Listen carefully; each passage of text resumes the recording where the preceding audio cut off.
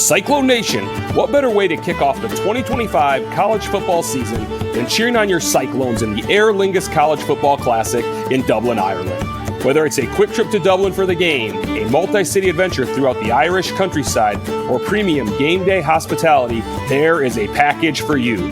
Visit cyclones2ireland.com for information on official travel and hospitality packages. That's Cyclones, the number 2, Ireland.com. Nom, nom, nom, nom. Oh, I didn't see you there. I was just enjoying this victory Pop-Tart. Well, ASMR for you. It's Iowa State. This is a victory. It's our last football victory Monday. Mm-hmm. It's actually the last time seeing this football team play another opponent. You obviously have the spring game, the spring scrimmage. But it's the last time seeing an opponent until the Cyclones, they go to Dublin and they play the Kansas State Wildcats. We may mention if there's performances in like postseason games like the Senior Bowl, if there any kind That's of true. anything Yeah, that's we'll notice it. But I mean, it's not like a victory. Like Football's if the not West dead. team wins the East-West Bowl, it doesn't, whatever. It doesn't really, the Senior Bowl doesn't really matter. But well, that's if victory. Higgins has all the yards and all the touchdowns. Yeah, he did. He then he would won have the game. performed. Yeah. So anyway, Iowa State wins 42-41 in the Pop-Tarts Bowl. We are, as always, brought to you by Kelderman Manufacturing. Thank you to Jeff Kelderman for the support throughout this entire football season. We will be bringing you Kickin' It still continuously, unfailingly, every Monday, unless there's a holiday or somebody's busy. You guys are on Tuesdays. Well, we're recording it every Monday, and it's coming out every Tuesday. So anyway, Kickin' It brought to you by Kelderman Manufacturing. Grant, thank you for bringing the Pop-Tarts in. Yeah, I mentioned to you guys before the show started that a loyal listener of the show, Austin Narber, had tweeted out that he's been in marketing for a long time, and he's like, man, I'm a good marketer, and Pop-Tarts are just something that they do. He's like, I've never bought more Pop-Tarts in the last few weeks than I have in the last few years, and I'm in the same boat, and I have consumed probably 12 Pop-Tarts in the last 2-3 weeks, more than I've consumed probably in my life. Narber, good Southeast Polk Ram. He's 1 year older than me. There you go. Yep, go Rams. Solid guy. He Tied in everywhere. He interviewed me one time. You can look it up when he was doing something for Wide Right 98. Fun article. The poop story is in there. Oh, wiping your ass with a rock. Yeesh. Yep, that's one of the hits. It's one of the hits. The game itself, I think my main takeaway was that is what a bowl game should be. And I did an interview with Emery Songer earlier this morning on 1040, and my thought on that, and I'll use the same analogy. So if there is, for whatever reason, a crossover listener, I apologize for you getting the same story twice. So we're just coming out of Christmas season, and one of my big beefs in Christmas season, this is Jeff's junk here. Yeah, early, stinky. early is self-important Christmas songs, where when someone like a country singer is trying to establish a new Christmas song, and it's sort of like Grandma's Last Christmas, and like I thought you were going, Grandma got run over by a reindeer. I thought that was where you're going. The Grandma got ran over by a reindeer. Not self-serious, or not self-serious at all. It doesn't take itself seriously at all. It's making a random story about Grandma getting hit by a reindeer. What about All I Want for Christmas is a Hippopotamus? See, it doesn't take itself seriously. Yeah. And I'm okay with those because it's not taking itself seriously. The ones that I'm like, next are the ones that they take themselves too seriously. Like, you're not writing Silent Night again. Yeah. Silent Night was written in like the 1600s, and you're probably not writing a 400-year classic with Grandma's Last Christmas. It's probably not going to happen. Well, I Want a Hippopotamus for Christmas is an instant classic. It is a banger. But what I to bring this back to bowl season, there are certain bowls, let's call it the Silent Night portion, or the first Noel, like that kind of thing. Those are like the Rose Bowl, Fiesta Bowl, Sugar Bowl. The ones that actually are important can take themselves seriously because they deserve to be taken seriously. At this point in the world of bowls, the ones that are not in the playoff, they kind of don't matter as much anymore in the same way that they did. They're still important and they're still really good that they're around. I Want a Hippopotamus for Christmas doesn't believe that it's Silent Night. It's recognizing We that just played in the Hippopotamus for Christmas bowl. We did. And what Pop-Tarts did really well, more than anybody else, is they lean in to not being self-serious and recognizing that this is meant to be fun, and they make it very fun. The game then lived up to that hype that it was really fun, but everything surrounding it was, it's two good teams playing each other with most of the stars playing. There is obviously a few for each team, and Cam Ward played a half, but most of the stars played, or a good portion of them, and you had a really fun game in a not self-serious environment. I mean, Clint Kubnick, I think that's the sideline reporter's name, he's wearing a Pop-Tarts costume, like breaking down offensive line play at halftime. Like, that's the level of seriousness that Bulls deserve. The announcers were eating Pop-Tarts like throughout the game. Right. Like that's the level of seriousness that I think keeps you invested in the game, because, you know, when you're watching a game, it's like, and now it's 3rd and 3. It's 2 minutes left in the first half, and it's a tight game. And it's like, no one cares. That's a backup quarterback. The other guy, they're missing 2 of their linebackers. One guy already transferred from the defensive line. This doesn't matter that much.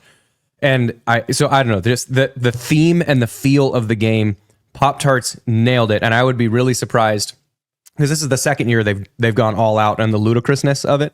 I'd be surprised if there aren't more bowls that try and lean into the silliness of bowls now. But I just really enjoyed, like, especially the Wildberry Pop-Tart mascot.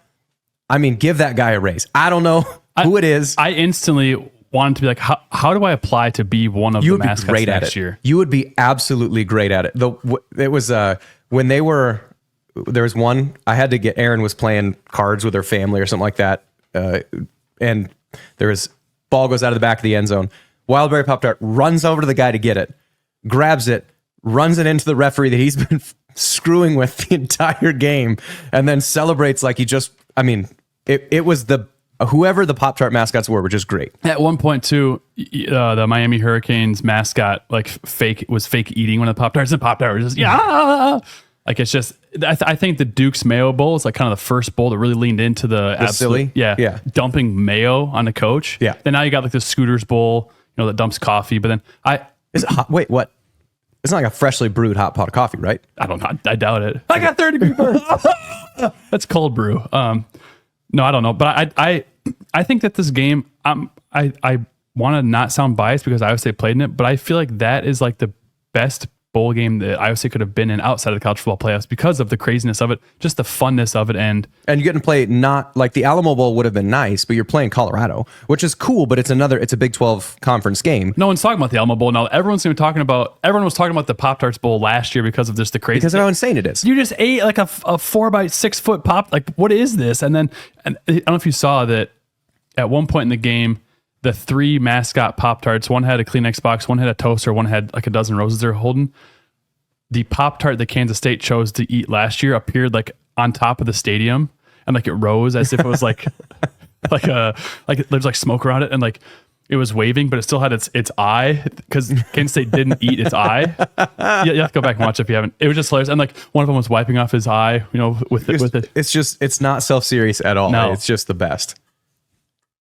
My favorite pictures of the game, I'm trying to get them pulled up right now, is we have access to a picture of the Wildberry Pop-Tart, one mopping the turf during the game. Oh my God, like dang. Okay, just loaded. Give me 2 seconds. Oh my God. So for those that are on the audio only, Isn't that precious? I'm sure you'll be able to find this picture somewhere. But yeah, there's like Jerome Tang mopped the floor at Hilton. There's a Wildberry Pop-Tart mopping the turf. I mean, that is a way to ingratiate yourself to the fans. Those are 6 shoes too. And then my other favorite picture is, I don't know the context behind this, but we have the Wildberry Pop-Tart chasing a kid. Yeah, whoever was the Wildberry Pop-Tart, like, give that guy a raise. Because there was also one where the Wildberry Pop-Tart was standing behind the ref, like He was like hanging up on him. Yeah, he was like trying to go. And then the ref, like the referees, I imagine, I would guess, like the referee travel schedule and work schedule during a season is just like a player, as far as like the amount of travel they have. Now, I think they probably have more meetings and less physical training, but you're still preparing for the games and traveling to the games. I imagine the bowl games for them are also a little bit of a, you know, like a workcation kind of trip where they get to go a couple days early. They're there to also kind of enjoy themselves. and like they were laughing at it, and it was all in all, I was like, that was the environment. One other funny Pop-Tarts thing, and Aiden, you and I were talking about it before Williams popped on. So at the end, instead of a Gatorade bath, like the Duke's Mayo bath or whatever, they have to like sit somebody down because Mayo's just plopping out of this big thing that you can't like accidentally like sneak up on somebody with a big ass bowl of mayo. But they did the post game interview was right after Coach Campbell gets Gatorated, and then the Pop-Tarts people, I'm sure, just told a couple of the players, "Hey, here's this bucket of crushed up Pop-Tarts." Okay. And they also so he's wet, and then they throw these Pop-Tarts on him. Well, you can see the Wildberry His Pop-Tart. hat, you can kind of see what we're talking Well, about. on It his looks like neck, someone just threw up too. on him. Yeah, so it was on his neck, and Aiden and I were like, it looks like someone just barfed on him. Yeah. He's just wet with chunks on his neck. A newborn. Someone just puked all over and he's just doing the interview. Because his interview after the game, his line where he's basically said something like, "It's hard to find college football teams, or it's hard to find teams in college football anymore, but we have one in Ames." That video, you can see he's got like, Yeah, it looks like baby barf. throw up on his neck. It Yeah. looks like barf on his neck, which hilarious. So I was wondering what that was, if he got Yeah, dumped he got on. Gatorated and then just a bucket of Pop-Tart crumbs dumped on top of him as well. So it's sort of like a fun version of being tarred and feathered. Well, I think what would be even better is if you had just like a giant bucket of like the strawberry goo that's in the middle of. That would be so sticky. Oh, That would be- oh my god, that would be horrible. Like your eyes would stick together. It'd be in your hair for a month. Ugh. But anyway, there was a football game that happened with it. But like this, we spent 10 minutes talking about just the atmosphere around the bowl. Obviously, it's better because Iowa State won. Like we're much more happy with it because Iowa State won. But that's kind of the point of this game, is that it's somewhere between an exhibition and an important game. And when you take all the silliness away from it, it was a good game. It was. And I don't know I have a few kind of gut takeaways, but I've lived with them in my head now for a few days. What were your kind of gut takeaways from the game itself? I'm gonna crunch on this Pop-Tart. So you got a couple minutes. Yeah, I think that it was big for Iowa State to get the win, not just because of it's a bowl game and you obviously want to win all the games, but getting to 11 wins, obviously never been not anywhere close to that, but never won 11 games before. Beating Miami, I mean, they were number 13. They were like top 5 or 6 for most of the year, and they were a shoe-in essentially for the college football playoffs for the majority of the year, then lost 3 of the last 4, including this game. They had Heisman Trophy finalists. They had a really good season. But I think you mentioned this in the post game. What's really going to be remembered, I think, after this game, not even so much that Cam Ward was out the second half, but that Iowa State beat number 13 Miami. So when preseason rankings come out next year, they're going to remember, Iowa State was ranked 18th and they beat number 13. We're going to put them in there, which, I mean, I think Iowa State would be deserving of a ranking anyways. But I think that the voters are going to see that because they don't watch every game. No, they can't. There's no way. And so one other thing, that just to that point, what I was talking about on post game, this preseason rankings are really stupid and they shouldn't be around, but they are, and they will be, but they're overly weighted in importance in that.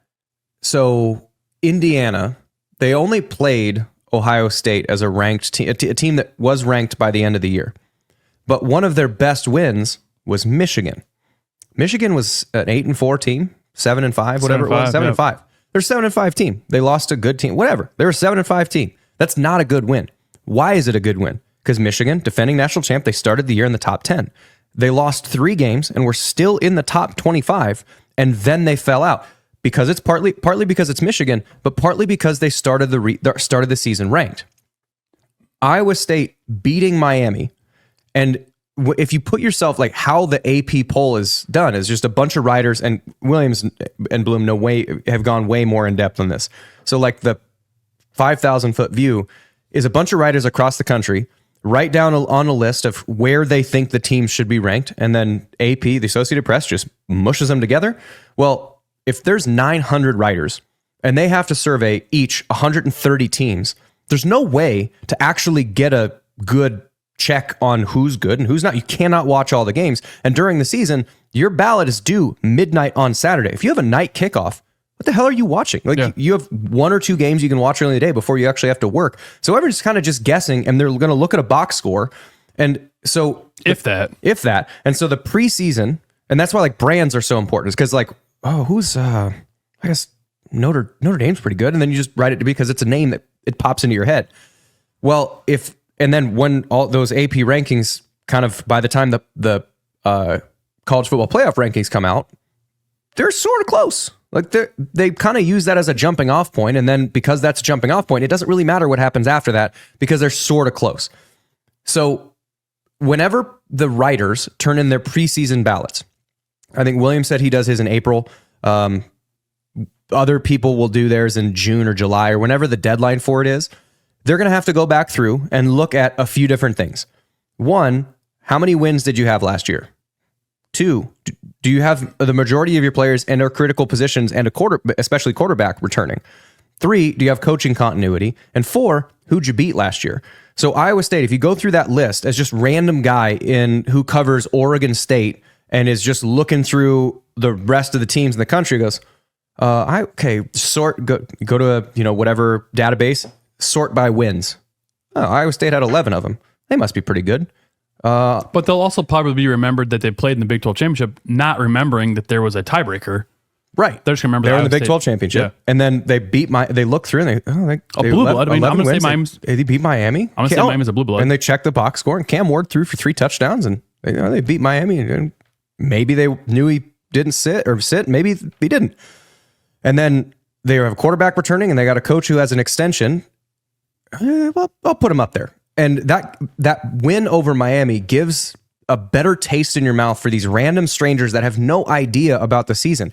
Now, does it matter that Cam Ward didn't play the second half? A little, not much, because they're just going to look at Miami and Iowa State beating Miami, getting to 11 wins, returning Rocco, returning Campbell. There you go. Like Iowa State, I imagine, went from being, I would put Iowa State in like the 15 to 20 without that win. I bet they're 10 to 15. Sure. Is my guess, depending on how everything, 12. and depending on how everything else shakes out. You're 10 to 15 preseason ish. So that bumped them up from like, I don't know, 6 or 7 spots from 15 to 20 versus 10 to 15, depending on how many there are. So that win, it's in a nonsense bowl, and I'm eating a Pop-Tart just to joke about and it's good, and to joke about the silliness of the game, but it starts next season off already in a higher spot than they otherwise were. Like, because they're up there, they have more of a leeway to be 10-2 and still thought of towards the top of that at-large list, or go 11-1 and be a guaranteed in. Like, that's the kind of stuff that this type of win does for you, even if it's total nonsense. Yeah, and I think some people are going to say, especially the team out east that just lost the Musical Chairs Bowl, that Cam Ward didn't play the second half, and that's why you guys lost. Well, Iowa State was without Darian Porter, Malik Verdon, both Freeler for the second half their linebackers, starting D end, And Jaden Higgins. and Jaden Higgins, yeah, and Ben Bramer. So I mean, Iowa State was without a lot of guys. So like, was Cam Ward tearing up Iowa State? A little bit. Iowa State was also without 6 guys on defense. And when he went out, it was 31-28. Right. And it's Iowa not State like was it was ball start second half. And Iowa State's a second half team. So like, spare me. It's not like, now granted, the recipe changes a lot. Yes. Because you have to, I think they had, I'm going to pull up the cumulatives here. I'm pretty sure they had like 7 passing yards in the second half. It was like Second 13. half total passing yards, 26. 26. Had 26 passing yards going into that final drive. I think it was legit like 7. Yeah. So they had 26 passing yards in the second half. That's not going to be a thing that would have existed with Cam Ward. But you also don't know how many more possessions Iowa State would have gotten, because in the second half, if you look at the drive chart, in the second half, Miami had 4 possessions. Iowa State had 4 possessions each. That's it. In the first half, Iowa State had 7 possessions. So Iowa State had 7 possessions, and they only had 4 in the second because the tempo changed. Like the drives are up on the screen. So in the second half, the game flow changed because Cam Ward's not there. Iowa State just flexed from playing an up and down boat race game that they would have to play, getting 7 more drives, to now only playing 3 games. So they had to play grinded out style football, which it just played differently. Now, does Cam Ward give him a better chance to win? Of course he does. Do they win? Maybe. I wouldn't say like, yep, for sure. Because then again, however many more drives Miami gets because Cam Ward is in there and they score faster, Iowa State gets a commiserate amount of drives on the other side. It's the same. It's flipped on both sides. I remember getting my third plate of food and then looking at the game and be like, oh my God, there's still 8 minutes left in the first half. Oh yeah. And then second half, I was like, oh, the third quarter's almost over. Yeah, there was 7 drives. I think Miami had 8. Yeah, Miami had 8 drives in the first half, which is just bonkers. It's so many possessions. So one thing, I'd mentioned obviously all the guys that were out for Iowa State. One thing I want to touch on is the 2 leading tacklers for Iowa State, both freshmen. So, Marcus Neal was one, and then the second one, Javon is Tez Williams and Tashawn James. Yeah, Those 3 all had 8 tackles. yeah, and then I was going to say is that Ebel and John Tez are sophomores. So like we're still in good hands. Yeah. Yes, it sucked. It sucked losing. Obviously, it sucks losing Freeler, not only for the game but for next year. He's not dead, but not playing anymore. Yeah. And then Verdon, obviously, but I think the defense will still be in good hands. Tashawn, I think, is stepped up. He had some up and down. You're gonna have it though as a freshman. I mean, first time playing. And I think John Tez is a dog. And then there's a few cornerbacks. I think they're in the wings. They also brought in obviously a cornerback. And then there's a guy I think who is being converted to a quarterback who might be a dog. So I think the thing that stuck out to me. So now like the overall, the 3 storylines from the game itself. I've got one for you if you don't mention it. Go for it. You start with it. Okay, Rocco Beck's a dog. He's a flat out winner. I mean, I'm biased in saying that I don't want any other quarterback in the country. Obviously, he's not the best quarterback in the country, but he led Iowa State on 4-5 game winning drives. Iowa, UCF, Baylor, Baylor. No, not Baylor. No. They were kicking shit at Baylor. Miami, Utah. obviously. Miami, obviously. Utah and Miami. So at least 4. Yeah. I mean, and he's a dog. Yeah, yes, he's had some pick sixes. He had some here and there. He's not perfect. He's not Superman, but he's a dog. So he's a winner. He is who I would want on my team in the last minute of a game to go down and drive down and win the game for you. He is the quarterback I want. That's my game. Let's start there. So that's one of the 3 that I was going to say. Okay, thank you. Nice. Good job. Can I guess 2? No, I'm kidding you. Can I buy a vowel? The thing with Iowa State's offense, Rocco was a more complete quarterback this week than he had been in games past. He looked very confident. And he was spreading the ball around a lot. Without guys like Bramer, without obviously Higgins, you lose the security blankets, which force you into being more creative with how you actually execute your thing. It reminds me of, I forget where I heard this from, but it's a story and it was Phil Collins, and it was a producer in England that worked with Phil Collins and Sting and David Bowie and guys like that. That's my favorite song. But one of the thing that he did, and the reason why people both liked and hated working with this person, is that if the songs weren't coming or the creativity wasn't coming naturally, he would have this like a fishbowl of like cards that have weird things on them. Like, you must play your instrument with your opposite hand. And he would just scream at you if you violate this rule, or you can't play your primary instrument, or you have to write the entire lyric before you can record one sound. Things like that, like to put a block in front of what your normal process was. And I remember Phil Collins in this story, like, he wasn't allowed to play his primary instrument, the drums. He had to play something else. And he threw a drum at this guy, like, because of how frustrated he was. But I think that was one of the main, like, the main album that came out. And I might be messing up the exact release there, but the point is, without Higgins and Bramer, you throw that same, you have to play you have to play the instrument with your left hand now. You can't rely on, it's 3rd and 6. Where's number 9? They're double covering Noel. They have single coverage over there, even if it's not a good matchup, or the play called, it's 2nd and 10. We probably shouldn't take this shot here, but we're single covered, take the shot anyway. That is out here. It's not possible anymore. So you have to think about what actually is there. And so they're double covering Noel. So who else are you going to throw to? You have to then be open to everything in the offense, which is what next year is going to be. So Rocco was better in my mind as a quarterback because he had this, you have to play the instrument with your offhand. you didn't have the thing that you could go to and be comfortable and do the thing that you've been doing for a while, which makes me a lot more confident about losing arguably two of the best receivers Iowa State has ever had, and the best pairing that Iowa State has ever had. 2 of 7,000-yard receivers they've ever had. Yeah, and the only ones that have ever happened at the same time. So like Rocco going into next year, I feel much more confident about him leading the offense, because this is the first time next year will be the first time he's a quarterback without Nolan Higgins. Because his first 2 seasons, Nolan Higgins. When I'm in trouble, throw it to 9, throw it to 13, we'll get it there.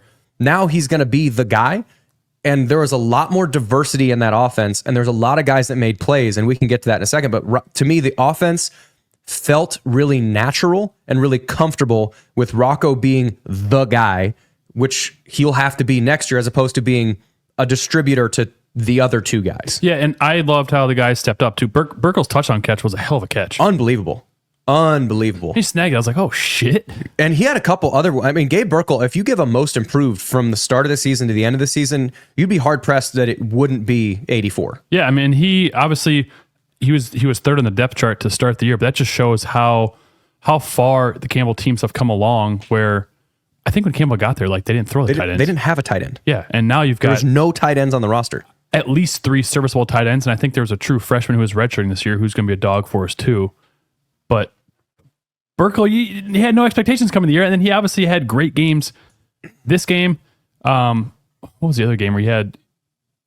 I can't remember what the game was that he had a really good catch and went down the side and whatever. But he stepped up, and like you said, he was most improved for sure from last year to this year. To me, it feels there's 3 guys, and I'm not going to say that they're going to end up being as successful as these 3 guys, but there's 3 guys going into next year that remind me of the Sainer, Allen, Charlie. Yeah. Which is, you have Burkle, who is going to fill the role of the Dylan Sainer, because he's a physical guy, but he's bigger. He's good with his hands. He's kind of the guy you can put in any position. There's your Charlie, which is Bramer, who is working on becoming a better blocker, but is a matchup nightmare, is super long, athletic, he will replace a lot of Jalen Knowles' productivity in the intermediate stuff. And Jalen Higgins got in there too, but like he's going to be the guy like Charlie did. It's 3rd and 6. He'll get you 7. You need a critical drive. He's going to find a seam route. He's going to be the guy that makes a lot of plays and will be a lot more of a focal point. So Bramer will be the Charlie guy. And the guy that I think we've all forgotten about because he was hurt is Tyler Moore.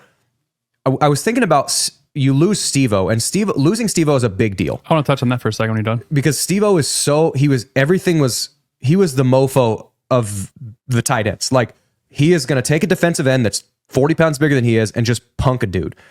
Tyler Moore is that same guy. He's the same kind of, before he hurt his shoulder and foot and whatever it was, he was just another Steve-O out there. So now with Steve-O graduating, I think Tyler Moore slides into that Chase Allen role, which is the mofo blocker. I'm going to break your face mask, that kind of guy. Tyler Moore becomes that guy. And so you have these 3 tight ends that you can run a 3 tight end set out of, but you could also split Bramer and Burkle out and be okay and have Tyler Moore be an H-back. And like, there's a lot of flexibility you can have in there.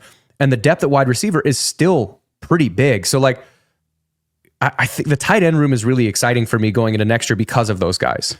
Well, and not just that, but also you mentioned Steve-O being gone. I don't know if there's another guy built like Steve-O or like, oh, you're the next Steve-O. What I think they should do is, since all these linebackers played and not all of them are going to play next year, move like Rylan Barnes to Steve-O's position. Or to be the, maybe they're not as much of a pass catcher, but more of the Sean Buckner kind of role, or the Jared Russ, like the fullback style person. They might. Steve-O gave us a little more hands than those guys did. But yeah, and, I mean, Sean Buckner and I can't remember the guy just said, we're just run through your face and right. Jared Russ. Yeah, Russ. Those guys. So yeah, that position group I think Burkle, like I say, he should get, I don't know how you can give him enough credit for his improvement throughout the year, and was a real super important asset, because there had to be a third option. And I don't think he was really receiving, thought of as a receiver. No, he was like an inline tight end blocking guy, and then he just started getting more comfortable and confident. So I don't know, that was really impressive. The other guy there's a couple other guys that stood out on offense. So Burkle, hell of a catch. Rocco played great, obviously. I think we've seen now that Carson Hansen is probably the guy. He looked healthiest this game. Yeah, I think he's looked all he's year. probably the guy going into next year, unless Sama's eyes get a lot better or Dylan Lee does, maybe he's tearing it up and they want to keep his red shirt and whatever, and he pushes him for it. But to me, the offense runs better when Hansen is in the game because he is on schedule. Like if it's supposed to be an inside zone, to the left side of the guard is where your aiming point is. He's the only one that gets there to give the play a chance to maybe break, or maybe it's a 3-yard gain. But 2nd and 7 is a hell of a lot better than 2nd and 12. And a lot of what Jackson and Sama would do is they would run off of that. Jackson was better than Sama at this. Again, I mentioned earlier in the year, we don't not win the Houston game. The Houston game becomes a win because of Sama. Like there were times throughout the year where he was the guy. But the offense runs more consistently as a unit when Hansen is on the field. So to me, that position, I don't know if Hansen necessarily solidified it because you obviously have to go through spring ball. There's going to be position battles. Maybe another guy transfers in. I don't know. But to me, it feels like that is your unit where you've got 3 big tight ends. You've got Rocco. You've got Hansen. And then the wide receivers become part of it.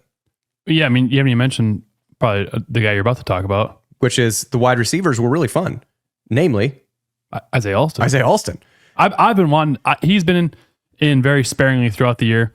In one of the first games, he had a pass that I think was just overthrown. He didn't catch it. I was like, oh man, I really wanted him to have a good year. And so for him to have, did he have a red? Is he eligible to have a red shirt? He'll be back next year. But I don't know if he gets. I think he's already red shirted. Okay. But it was good to see him. He had short hands. He looked bigger than I thought. I mean, he's looked a big son bitch. I don't know what the height difference is between him and Higgins, but he looked bigger than Higgins, and he had some super impressive catches at Army. And when you're at Army, we mentioned this before we started the show. When you're at Army, you're not passing a whole lot, so you're pass blocking a lot. You're run blocking, yeah. Run blocking a lot, and that's something that's huge. Obviously, that Campbell loves. That's why Lazard has been so good in the NFL. That they love him so much is because he's such a good blocking wide receiver. But then to go out and have the catches he's had, I'm like, oh, that's a big dude. He got good hands. Yeah, I think when you look at the wide receiver position, there's the Sowell. How do you pronounce it? Sowell, I don't know. Sowell, the East Carolina transfer. He feels like he's going to be sort of like the wide receiver one kind of guy, like the Higgins. I think that's what he's getting brought in for. Is what his primary role is, but with the Hakeem Butler is the other guys, like I think that Alston is cut from the same cloth as Hakeem. Yeah, it's big, physical. I'm stronger than you. I'm more athletic than you. Pretty freaky. Yeah. And now he can. I think it probably took him a year. And obviously, you're playing behind two NFL draft picks at your 2 starting wide receiver positions. That it's going to be hard to crack the lineup. And you're also, we mentioned he playing at Army. Like you have to learn how to run routes, like how to be open, how to be a wide receiver, and you got to learn from those 2 guys. But you have Alston, you've got guys like Eskelson, Carson Brown, Eli Green. I'm missing somebody, number 11, Overby. You've got guys like that. And also a guy we've totally forgotten about, I think is probably going to be the other starting wide receiver, is Daniel Jackson. He's back. Yeah, he was hurt he broke his foot before the season. I thought he was done. No, he broke his foot before the season. I'm a big D-Jack fan. He was able to take a medical. He'll be back next season. I'm a big D-Jack fan. So you have guys like Daniel Jackson, who's there, the Sowell kid or Sowell kid. Again, forgive me for the pronunciation. Sowell. Yeah, so he's just pulling it up from the East. Aiden pulled it up from the Eastern Carolina. Sowell. S-O-well. That's a pronunciation guide. Sowell. Good work, Aiden. Thanks, Aiden. So you have Sowell coming in. You have Jackson coming off his injury. Is he the new Action Jackson? Hey, I guess. Should we bury that hatch? Tim Brando. Yeah. Then you have Alston, you got Green, you got Brown, you got Eskelson. Like there's so much talent still at this wide receiver position. Pretty raw. Well, yeah, you didn't talk about the guy that came in from UCF. Yeah, the guy who's Xavier Townsend. Xavier Townsend. Yeah, he was originally committed to Iowa State, and then one of Rocco's best buddies. More of a slot guy, right? He's the Jalen. So like, there's so much talent still. It's not like because you lose Higgins and Knoll that the world is ending. Obviously, 2 NFL draft picks and the 2 of the 7,000-yard receivers in Iowa State history. You don't want to lose them if you could avoid it. but it's not like the cupboard is bare. And I think Rocco getting better and not having one dominant guy he's going to have to throw to, and having tight ends like Burkle and Bramer and Moore that you're going to be able to work with, and having a consistent running game. I think with Hansen, and if Dylan Lee runs like I think he will run, of being able to run on schedule, like this offense isn't going to take a step back from this year to next year. I think Hufford is a big piece that you're going to miss. I think Jalen Travis is a big piece that you're going to miss. But you get Tyler Miller back, right, for his like 9th season. You got Jim back at center. You got Jim. But James Neal will be back. I'm sure he'll probably play more on the line than he did in the backfield. Dude, that was fun. I loved it. That was fun. I loved it. But Trevor Bohr will be, he's dog too. Yeah, there's this. It's a sustainable thing. Like, you lose really good players on offense, but you replace those really good players with other really good players, and you return a quarterback that you feel really confident with. And Connor Moberly is going to have gotten more reps in this system. So it's not like it's everything. It's Rocco or bust. If he has his tonsillitis and has to miss 3 games, it's still a good offense. He's got the shits and needs to, miss a game. Yeah, it happens. You never know. Yeah. Poop your pants. Well, one thing been there, done that. Jeremiah George. One thing you didn't mention is that this is Mauser's first year. Mm-hmm. So he's still learning too. There is a lot of hope. He called a great game too. I thought he called a great game. I loved his Campbell is very he's cut from the same cloth as Ferentz, in that, like, nope, I'm not gonna call fakes. I'm not gonna be risky. Mauser's like, no, F that, man. We're gonna go for it on every single 4th down. We're gonna go under center on every single whatever in one. And I love just the play calling of Mauser, of the unpredictability, especially early on in the season. And the pitch to Hansen and then through it. Like, I just love the versatility and the ability to keep the defense on their toes at all year. Hats off to Mauser. Can I go in the weeds, like a pretty in the weeds for a second? Go for it, man. You snag. I'll snag in the weeds. I love, and I think this probably came organically because I haven't seen it anywhere else too much, is the pitch power. Ooh, I like that too, yeah. So usually it's run out of the 2 fullback set. Sometimes it's run out of a 1 fullback set with an H-back, or James Neal is motioning it or something like that. And you wonder, like, why are they pitching it as opposed to letting Rocco get back there? Well, the reason for it is it relies, especially in short yardage situations, a hole's usually not going to open. Like, you have to make one, and it's going to close really fast, even if there is an opening. Like, that was the thing. That was my specialty, is just, I need 7 feet. I don't need yards. I need 7 feet. Well, that, in short yard situations, the longer it takes and the more the running back has to pace to be able to let the quarterback get the ball to him. What do you mean by pace? Pace meaning, instead of running, you're sort of trotting, or you're stepping almost on a metronome. You're not trying to actually run. So you're pacing until you get the ball, and then you have to try and find the space between you and the fullback or your puller, whoever the lead blocker is.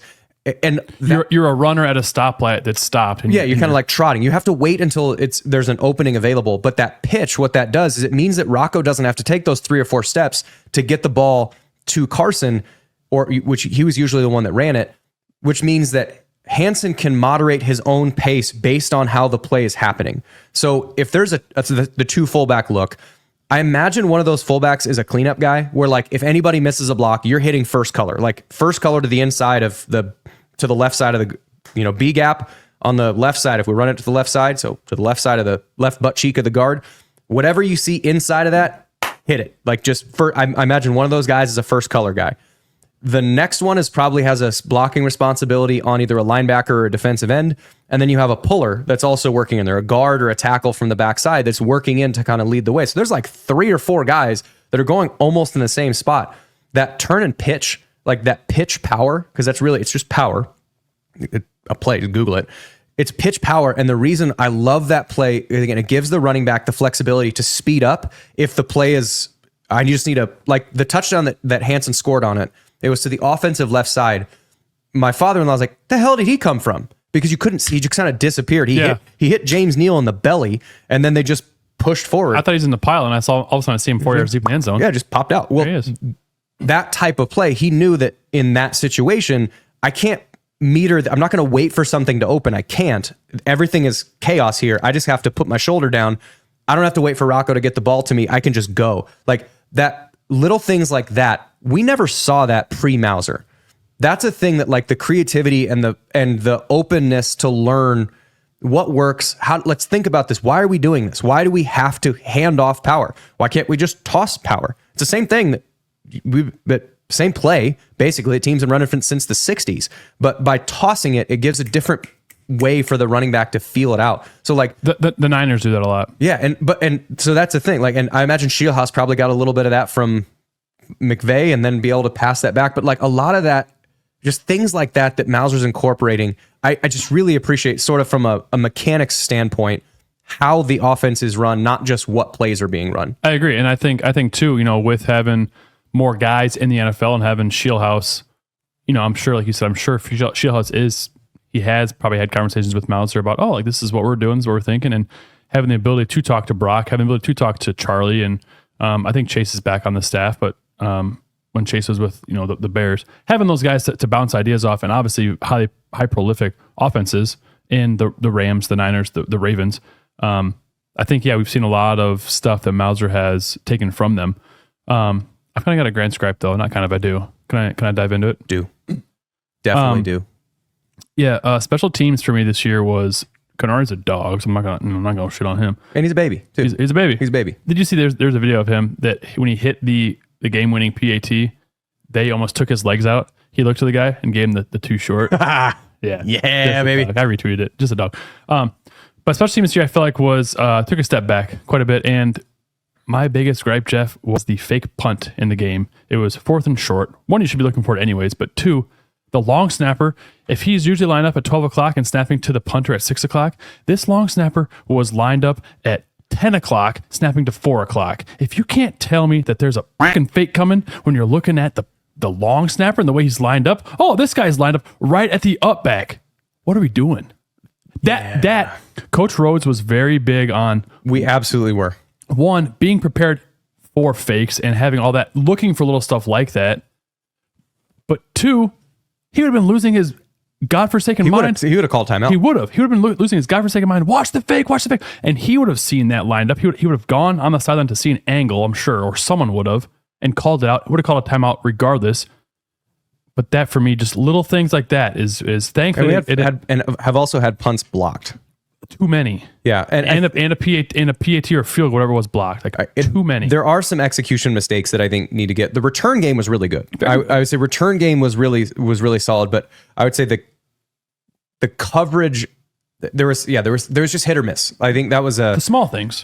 And small, maybe unforgotten things. And what's funny about it is, like, it's not just the coach's responsibility for that. Like, again, to be in the weeds, we would have somebody that it's their responsibility. Like, that's their whole job. Yep. Was you need to, like, the returner, they probably don't cut to him on TV enough. But if by the time you're watching this or listening to this, we're probably forgetting about it. But if you do have the chance, when you're watching any football now and they cut to the returner, you might see him counting, just going 1, 2, 3, 4, 5. The returner's job is to count that there's 11 guys in the field, 10 in front of you and yourself.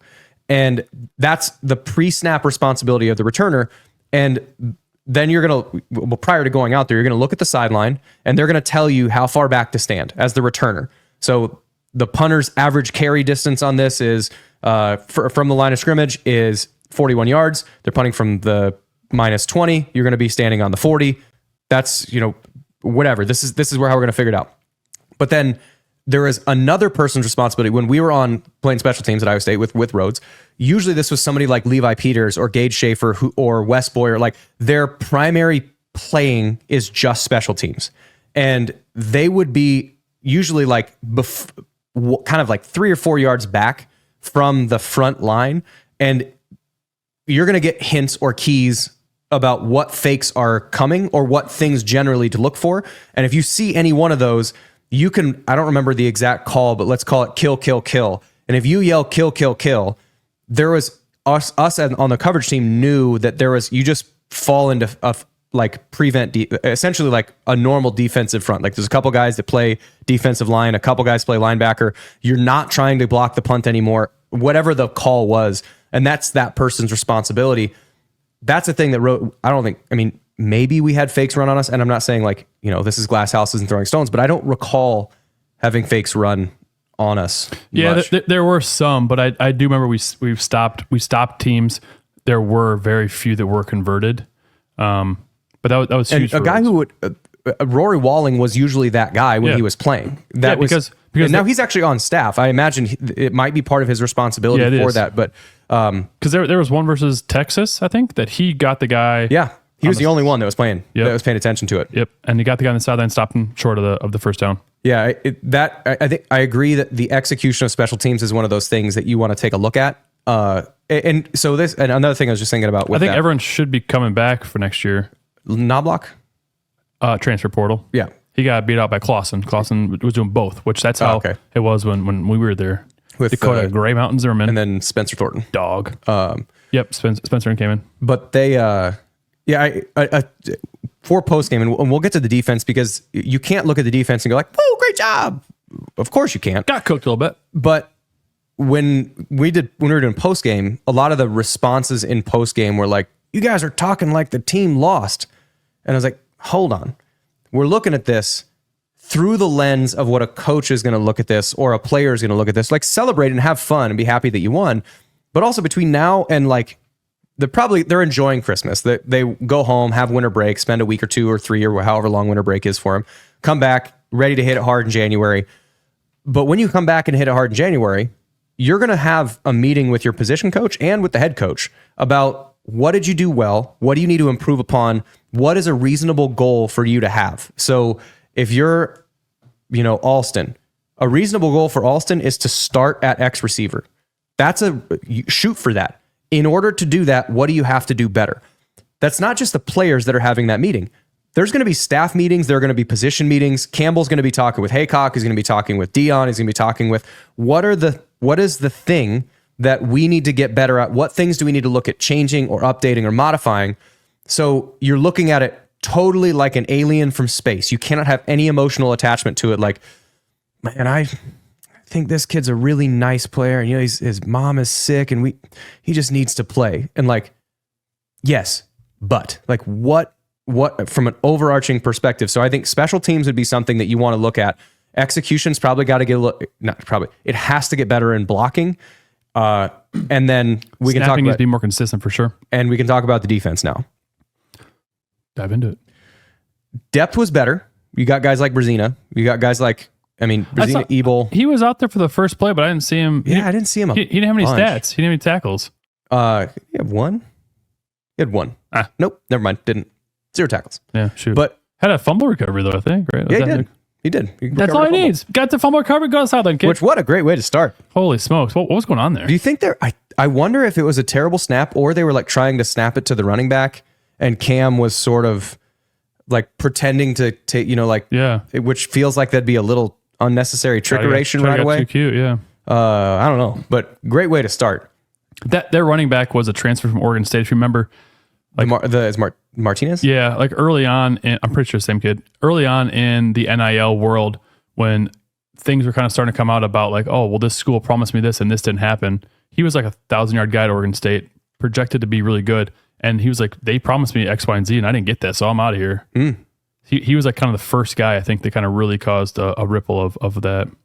But he had a good game. Yeah, he did. And yeah, Martinez. And then Mark Fletcher was their backup, and Lyle was their third string guy. Martinez and Fletcher are both really, really good. Lyle he's young. I think he's his third string for a reason. The first 2 guys got hurt, which is nice. But up until that point, that's rude to say, Jeff. Not badly injured. Wow. As far as Iowa State's capacity to win. Karma's going to get you. It's true. I'm going to stub my toe on the way home. Anyway, defensively, linebacker health was better, but still not good. And safety health was bad and got worse. And my heart breaks for Bo. Absolutely, just a great kid. I don't know. He's a warrior though, and he's fought through a number of injuries this year. So the fact that he was nearly in tears means it was probably pretty bad. Yeah. So I don't know what happened to him, and I was going to check in with him, and when he got back, and let him have some holiday time, but You like know, take some I'll take some Pop-Tarts. Pop-Tarts He's probably had enough Pop-Tarts. How many Pop-Tarts do you think they got? I bet it's unlimited. They had I bet they had unlimited Pop-Tarts at the hotel. well, two of the linebackers, Bo Goodwin and I think Brzezina, were going through like all the Pop-Tarts they had and ranking them, and they had like 12 Pop-Tart flavors, so they had at least 12, and they could just be a bite, but I'm just thinking like had they had access to like at the hotel. well, do you remember when Conradi obviously hit the game-winning field goal for Iowa? He was the Pop-Tarts player of the week, and he got like 100 boxes of Pop-Tarts. Good God. Like, what are you gonna do with all that? So many Pop-Tarts. So there are. I mean, I'm sure Iowa State is set on Pop-Tarts for the next 3 years. Oh, for sure. But anyway, linebacker depth was okay, but not great. Still really young. Got to tackle better. Got to tackle better. Safeties. Cooper was the only one. Oh, there's a photo. Good God. There's a photo of Does he have red hair? Conradi holding. His name is Conradi. I guess I know. At least auburn hair. But he's got, I mean, God, 20 boxes of Pop-Tarts. That is Yeah, that's one. a lot of Pop-Tarts. Yeah. Anyway, safety depth got worse. I mean, good to see Drew Surges in there. And like, there's a lot of young guys that played. But he got cooked right away too. They were right. I don't blame him. Go right They after will him. throw him, test him. Dude's been on the bench for the entire year. Obviously, nursed an injury, and then he First game back in. scoop. Step up, kid. So I think the thing to me is when you look at this season, linebacker was remarkably injured. Yeah. Next year, because of those remarkable injuries, we talked about it in a couple episodes ago, that might be the best unit on the field with the guys that are coming back, the depth, size, athleticism, and experience that all those injuries allowed for. Linebacker might be the best position group on the team. Now, there's a couple other things to me that stick out are there scheme tweaks? I think Iowa State will still stay 3-3-5, but at least as personnel. We didn't But see the foreman like at all this year. who are they going to put down there? I think Bacon and Brzezina were probably the guys that you could trust to play a defensive true. end position. Yeah. They But died halfway I'm through sure the I year. got thrown out. Yeah, once those guys. And then what defensive line depth do you have when you have to constantly be on the field because your linebackers don't know what they're doing? Like I imagine there's wrinkles like that, like the 4-man look, or perhaps they do more of a 3-4 and they bring a fourth. Maybe they put in Brzezina, Bacon, Willick, Him and Bacon. and Ham. No Ham. Bacon. 2 Bacons. Let's thank the board Bacon. producers.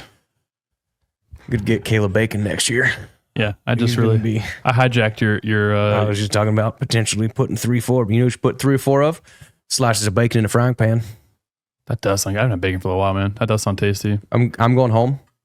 Pork sausage, sweet potatoes, onions, over a little bit of brown rice. Tonight. Yeah.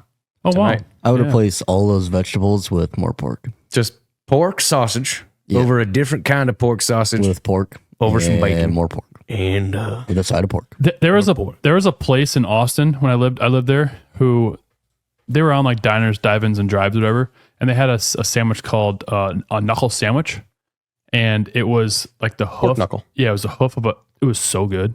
I believe it. I don't know if you get it from the Iowa pork producers, but it was so good. Texas pork producers, not as good.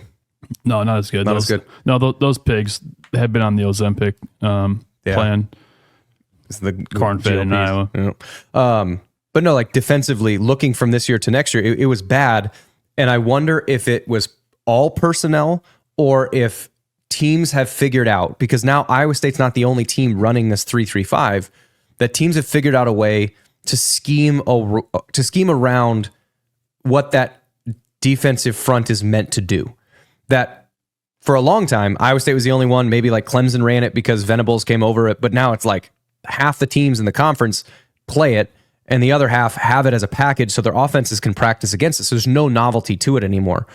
And I wonder if there aren't, or I would be surprised if there aren't substantial tweaks that are put in to modify when teams are able to run to the edges, like what Iowa did in the first half, and like what teams like Kansas did and what Miami did, and Arizona State was just missed tackles. But like what teams like that did to the scheme, you wonder if there aren't just going to be some, like I said, some tweaks to that. And having a bunch, there's like 7 or 8 linebackers that I would feel comfortable next year playing.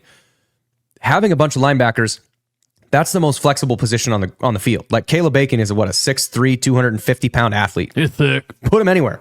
And Thick with 3 Brazina's Cs. same size. So like put him anywhere. Will McLaughlin, put him anywhere. And I think a lot of what the defensive scheme next year, I'm curious to see what changes or modifications they make, because linebacker is the strongest position group, not safety now. Safeties are going to be good.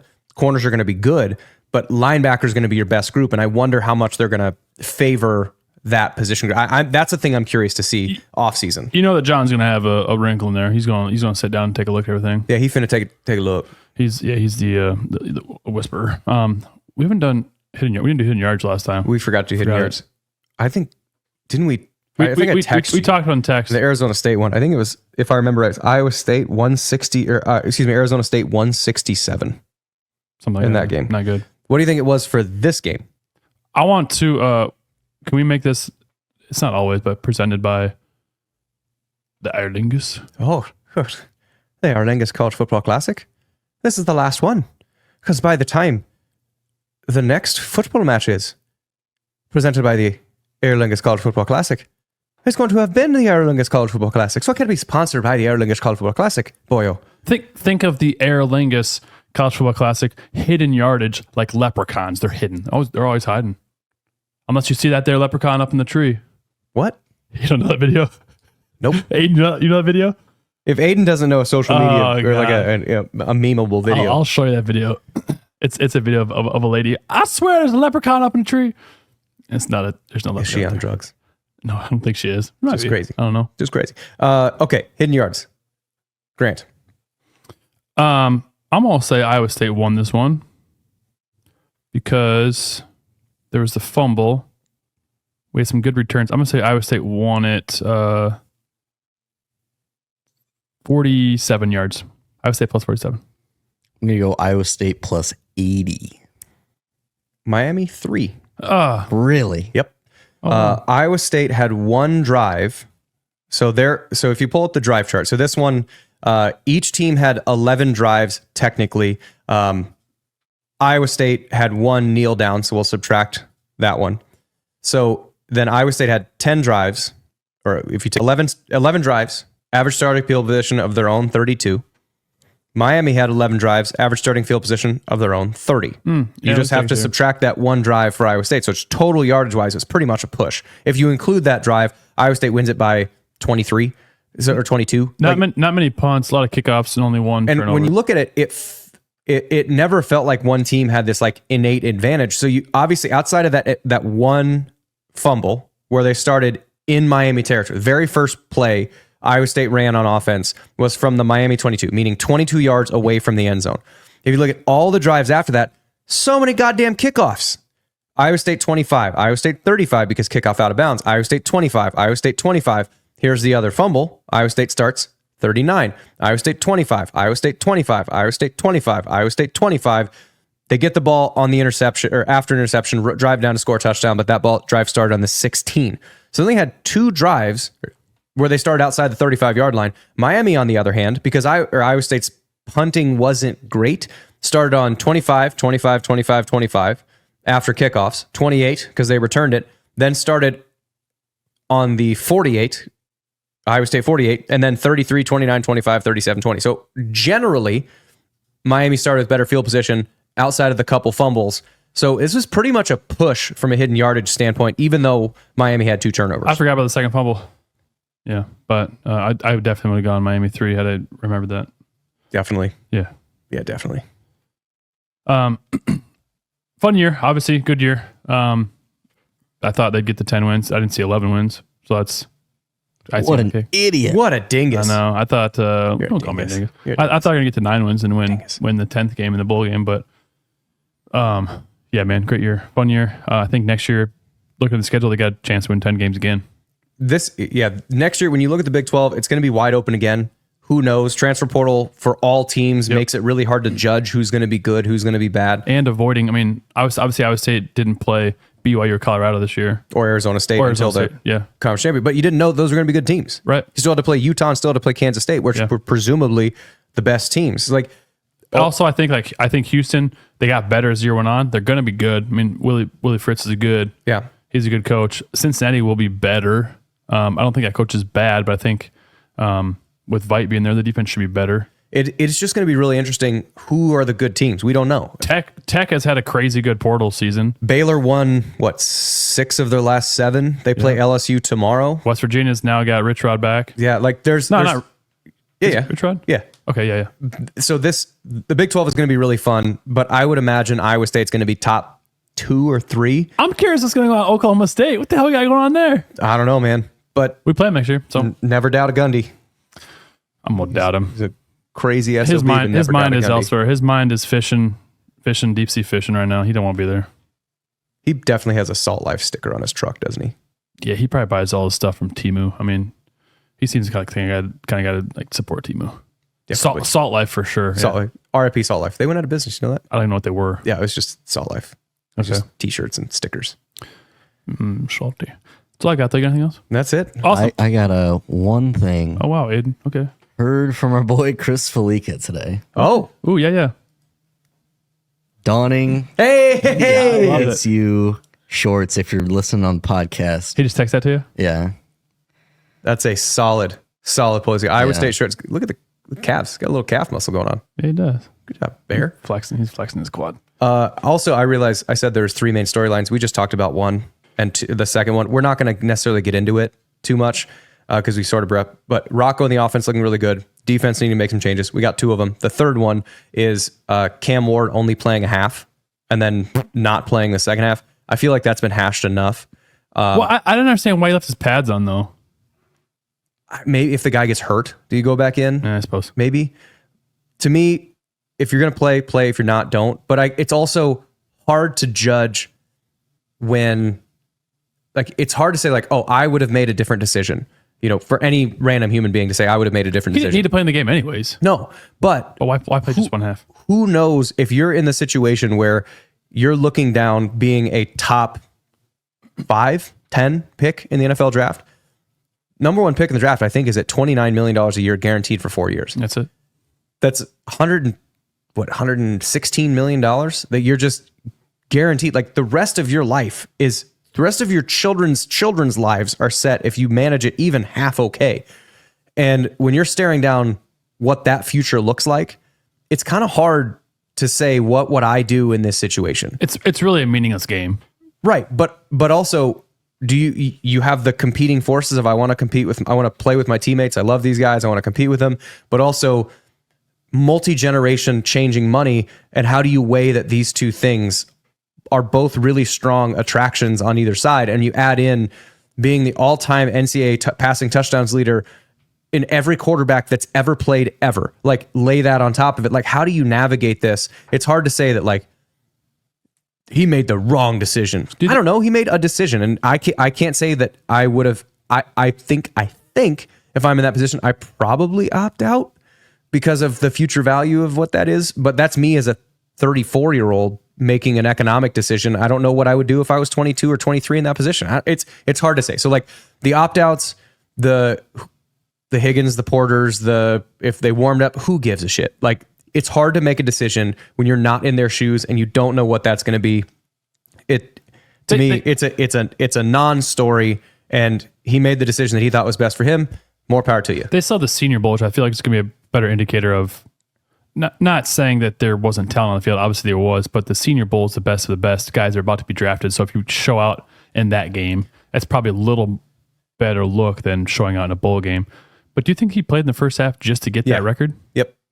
I think that was what the story was. Okay. Which, again, I don't know what that feels like. Had they won and he didn't play the second half, do you think he would have been MVP? Not doing. He played well, but I think Martinez would have been. Sure.